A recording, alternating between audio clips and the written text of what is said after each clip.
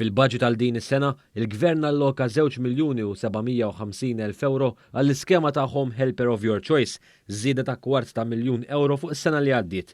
Il-Ministru għall-Anzjani u l-Anzjanità Attiva Michael Farrugia spjega li sal-aħħar tas-sena li għaddiet min kienet jieħu s-servizz ta' din l-iskema kienet jirċievi sussidju ta' €5.50 għal kull siegħa. Permezz ta' żieda fl-allokazzjoni ta' fondi b'effett mill-bidu ta' din is-sena, dan is-sussidju żdied għal €7 kull siegħa.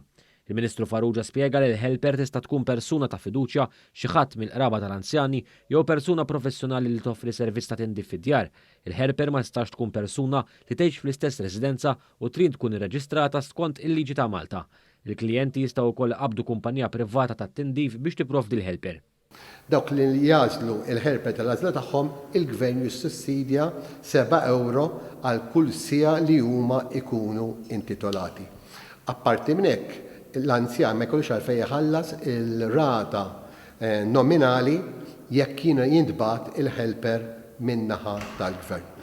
L-anzjani huma fil-maġġor parti tagħhom ta' dawk li għandhom iktar minn 75 sena illi huma titolati għal satejn, jekk huma jkunu jridu. Oħrajn jiġi assessjat l-anzjan biex naraw kemm għandu jekk għandu bżonn għajnuna jew kellha kemm għandu bżonn sigħat. Tul il-konferenza ġie spjegat ukoll kif fil-preżent hemm 53 residenza total ta' 85 persuna li qed jibbenefikaw minn din l-iskema.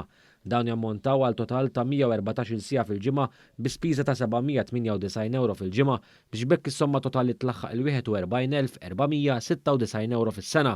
Il-Ministru Farrugia qal li dan il-budget se jkompli jibni fuq diversi inizjattivi li ddaħlu fl-aħħar 8 snin. Fakkar li matul il-budget għal din is-sena, il-Gvern alloka wkoll €3,500,000 għall-iskema ta' Carer at Home, skema li permezz tagħha anzjani jingħataw għajnuna finanzjarja biex jimpjegaw carers kwalifikati tal-għażla tagħhom biex jgħinuhom fil-bżonnijiet tagħhom fid-dar privata tagħhom.